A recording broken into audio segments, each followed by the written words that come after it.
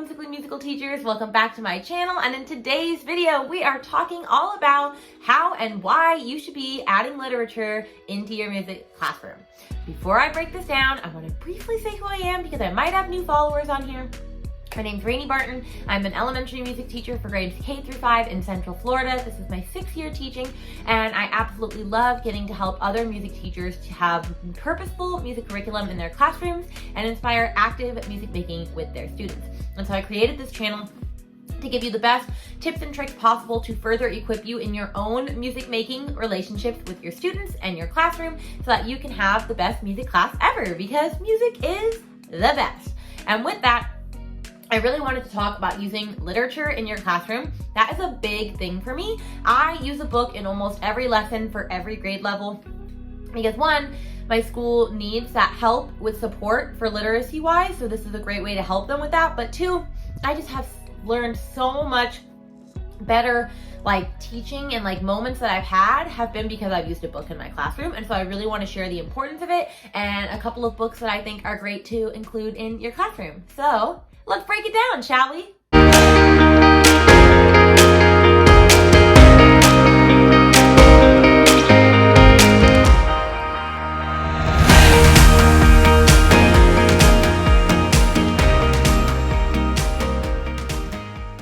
So, one of the biggest reasons that I use books in my music room is because kids are not really read to anymore these days.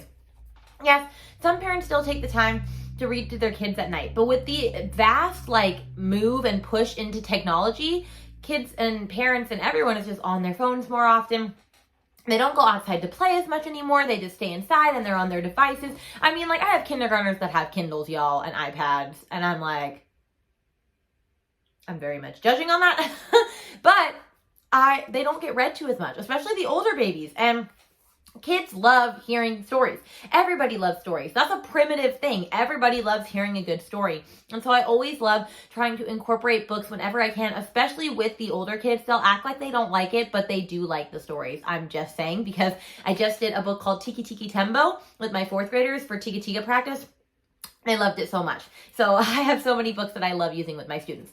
But that's a really big reason in and of itself, is because students love getting read to and they love hearing stories. So I definitely encourage you to add stories into your classroom if you're not already doing so. Now I want to share a couple of ways that you can add books into your music lessons. And then I'm going to end with just telling you a couple of my favorite books you can use in your classroom, and we'll take it from there. So the first way I started adding books into my music room, which was the only way that I did at first, so you could do this if you've never done this and you want to just start adding it into your room, is I used them as song tales at the end of class.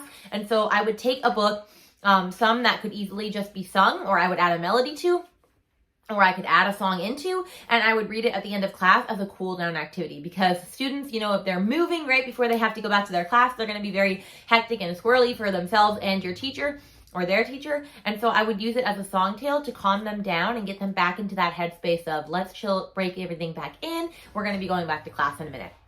And so I would use, my favorite song tale that I used was for 4th grade, called The Crabfish. I believe it's by John Fierobin, but it has the cutest little Irish diddly that goes along with it, and my kids really enjoyed that one. So I'll definitely link that one down below. But those are definitely a great thing to use in your room, is to just introduce them as song tales, as a song that you can just sing to them at the end, that they're welcome to sing along to once they know it more, as you sing it more and more throughout the story.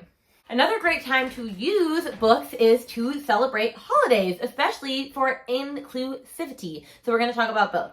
So you can use all different types of books for different holidays. Holidays are a great time to use books. There are so many amazing Halloween books out there, and Thanksgiving books, and Christmas and Kwanzaa, and all the things, and I can never use enough in my classroom. And there are specific books that I will use for each grade level in order for the holidays, and they have different rhythmic concepts or melodic concepts, because I usually try to tie back any book that I can to having a concept that can be used for it, and we'll talk about that in just a second. But seasonal ones are definitely a great way to use books for that. Plus, every kid just loves hearing books about holidays. Now, the inclusivity aspect of that is to also include holidays that are not typically ones that you might celebrate, but that your students might celebrate. For example, the Chinese Lunar New Year just happened. Did you read any Chinese books with your students? I actually just got one. Let me grab it. Here it is. as the rest of the books fall to the floor. This one's called The Rice in the Pot Goes Round and Round. And it's just basically the wheels on the bus go round and round, but it's a Chinese version of it. And I just got it from the book fair, and I'm so excited to use it with my students. Even though the Chinese Lunar New Year is over, I can still use it because I don't use Chinese books in my classroom. Actually, no, Tikki-Tikki Tembo is a Chinese book, and that's a really, really great book. So I recommend that one as well. But you want to be using books like this. You want to be using books that show them like people, characters that look like them. So I have this book, and then I also just bought this book. I should have just grabbed them both at the same time. Hair Love. I've been wanting this book for forever. It's so cute. And in it, it's just about a dad and a little girl, and she has to do her hair, and it's literally the cutest thing ever. And all of them are African American, and the kids, they look like them.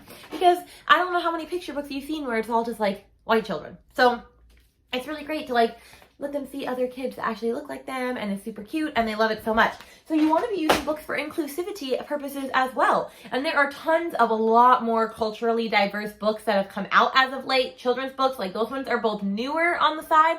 So I would definitely recommend looking for books for celebrating all of the holidays, not just the ones that we celebrate, all of the cultures, all of the traditions. If you have a lot of Hispanic kids at your school, use more Hispanic Heritage books, and not just during Hispanic Heritage Month, use them all year. Just like because it's Black History Month right now, does that mean you never use a Black History Month book outside of February? No, please use it all year long, but especially teach about it during Black History Month. So that's another great way to add books into your classroom.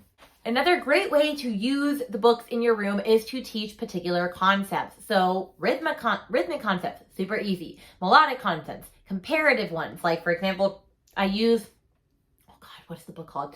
I think it's like The Very Slow Sloth or something. It's by Eric Carle, and I'll link it down below when I find it. But I use that to teach slow with my kinder babies. Just like I use the book Mortimer by Robert Munsch to teach about high and low on the xylophone. And so there are so many different books that you can use to teach all of these concepts and help, you know, compare and contrast them. And I'm just trying to think of other ones off of the top of my hat.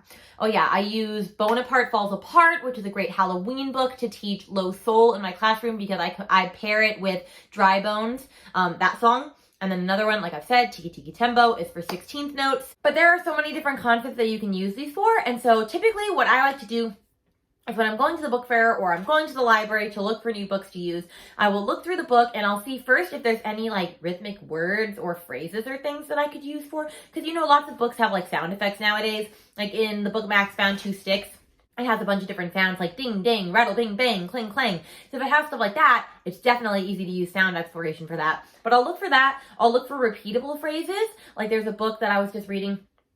Oh yeah, Katy and the Snowplow, or Katy Plow in the Snow. I can't remember. But she says at the end of every page, follow me. And so I could easily turn that into like some sort of rhythmic activity. And so I'm always looking for repeatable phrases, sound, like weird sound, zing, zang, boom phrases.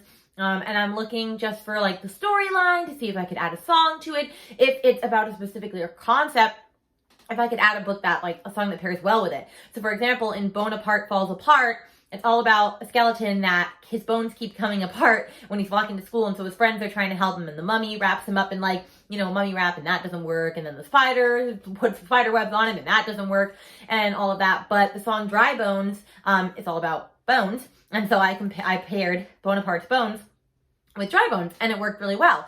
So seeing all of those things are things that I will consider when I'm trying to figure out how to add music to the story. And of course, instruments is always a great way as well. So for example, let's think of a good one that I used instruments for. Oh yeah, Click-Clack Boo. If you know the whole Click-Clack series, then you probably know it. There's a Halloween one, and so I used Boomwhackers with my little kids, and Click was one. It was for Mi, Re, Do. It was Sol and Mi. No, Mi, Re, Do. So I used it with second grade. So I had Click as me, Clack as Click, Clack, and then Boo. You know what I'm saying. Click, Clack, Boo. I used Click, Clack, Boo for Mi, Re, Do, and that was really helpful for them as well. So it doesn't have to be really crazy. You don't have to like orchestrate this crazy, insane arrangement to use with your students. It can be as simple as just adding Boomwhackers to practice Mi, Re, Do with your students, adding a simple Bourdain accompaniment for like, for example, like, will you be my friend? Doesn't have to be anything crazy at all. So make it as simple as possible to include books into your classroom. And then I just want to share only a couple of books that I love using in my classroom and give you a brief little idea of how to use them. I'm going to speed through these super quick. If you want to hear more about a lesson, just message me on YouTube, my Instagram, Whimsically Musical Teacher, any of that good stuff. But let's share some, shall we? First one is Bear's Loose Tooth, which if you've never heard of these, they have Bear Snores On. There's another one, there's another one. I have all three of them, but this one is just about him having a loose tooth. And so if you follow Rob Amchin on YouTube, which if you don't, he is amazing. He is a big ORF component. He does a lot of ORF levels. He teaches elementary music methods, I think in Kentucky. He was my ORF 2 recorder instructor, and he was the funniest person ever. But he has a lot of really great ideas. And so he has this little poem that he taught his students that pairs perfectly with this. And he goes, I've got a loose tooth, the wiggly jiggly loose tooth. I've got a loose tooth, the hanging by a thread. Someone stole my loose tooth, a wiggly jiggly loose tooth. Now I've got no money and a hole in my head. Or it's a nickel. But anyway, it's super cute, goes perfectly with this, and he has a whole little orchestration that you can do. So I'll link the video to that down below. But this is a great book to use that for rhythm and sound and vocal exploration on instruments. There was an old lady who swallowed a turkey. You can literally use any of these. I have the one that says swallowed a cello, swallowed a valentine, swallowed a Christmas tree, or swallowed Santa. There are so many of these. And the easiest song is, you know, the one that everybody sings, which is like, there was an old lady who swallowed a hat. Imagine that she swallowed a hat. She swallowed the hat to cover the ball. She swallowed the ball to throw at the turkey. I don't know why she swallowed the turkey, but she's always been quirky. And you can use that for all of them. And so it's a fun little add-on song. And I like to write these on the board so that the kids can keep joining me. And I typically will let them add an instrument sound for each new animal or each new thing that comes. And so, you know, by the end, they're going like, she swallowed the this, to swallow the this, and swallowed the that, and swallowed the this, and then she exploded, and then, you know, whatever happens. But super cute book to use. Bad Kitty. Now, this is an idea that I got from another excellent music teacher on Instagram forever ago. But the song, there are, the one that she used I really like, but there's a couple different ones you could use for this. So I use this for Naughty Kitty Cat with my younger students, because it's about a bad kitty. Of course, the kitty is just not being nice and being terrible all throughout the house. And so you can use Naughty Kitty Cat, which is the one that goes, Naughty Kitty Cat, meow, you are very fat. Meow, you have butter on your whiskers, naughty kitty cat. Meow. And so it teaches ta rest or quarter rest. So that's a great one. But the one that she used this for was to teach, oh God, let me think of what it was. Hold on, pause. She used it for Tika-Tika for Ding Dong Diggidiggidong because it talks about a cat. Yeah, so it went ding dong diggidiggidong, diggidiggidong, the cat she's gone, ding dong, diggidiggidong, diggidiggiding dang dong. And so she just added that every so often. So you can use the same book across the grade levels because that would be for your older students, whereas Naughty Kitty Cat is for the younger students. So this is another great book to use. We have Brown Bear, what do you see? Everybody uses this book because it's perfect for introducing Ta and TT.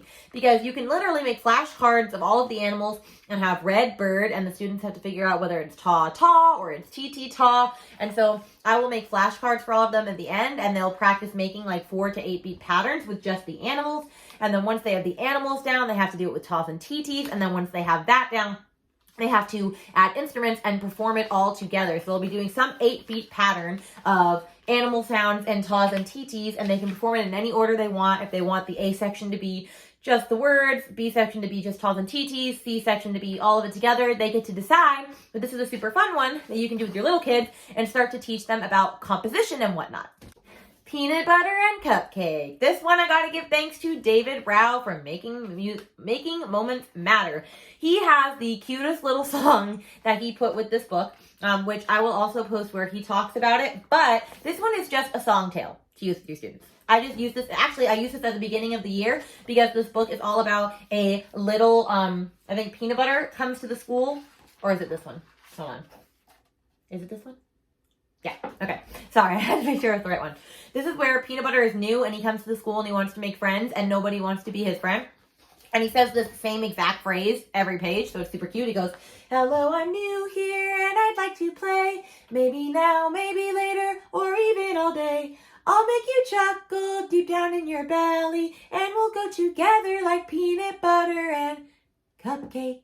And of course it never works until the very, very end when he says, and we'll go together like peanut butter and jelly. And then it works and it's super cute. Cute little book just to like get them singing and stuff back at the beginning of school. Chicka-Chicka boom boom. We all know this as music teachers, hopefully. This is literally a perfect rhythmic book. Just the whole way that you can read it is so easy because it goes, we said D to E, F, G. I'll take you to the top of the coconut tree. Chicka-Chicka boom boom. Will there be enough room? Here comes H up the coconut tree. It just lends itself so well to rhythm. There are so many things you can do with this. Adding taws, TTs, rhythms, patterns, you name it, you can add it to this book. It's definitely a favorite that needs to be in your music classroom. And then the last book that I'm going to share for today, because if I keep sharing, I'll be here forever, is Charlie Parker Played Bebop. I use this one year round, but I especially use it during Black History Month. This one's super cute. They actually have a music version of it on YouTube, which I'll link down below.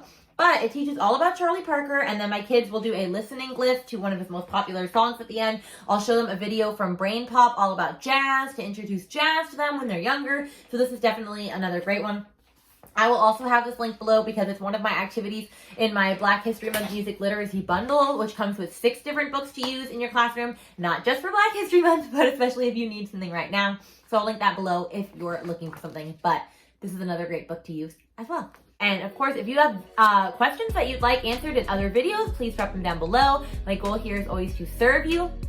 Make sure you like and subscribe and share with other music educators so that they can find this channel and have better practices to use in their classroom. Hit that notification bell if you don't want to miss out on any future videos. And like always, I will see you next Monday at 4 p.m. Eastern Standard Time. Bye guys!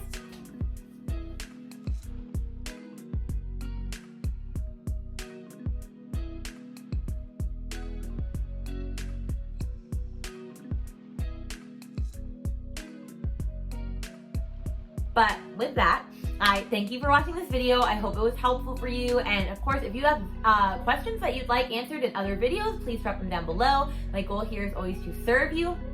Make sure you like and subscribe and share with other music educators so that they can find this channel and have better practices to use in their classroom.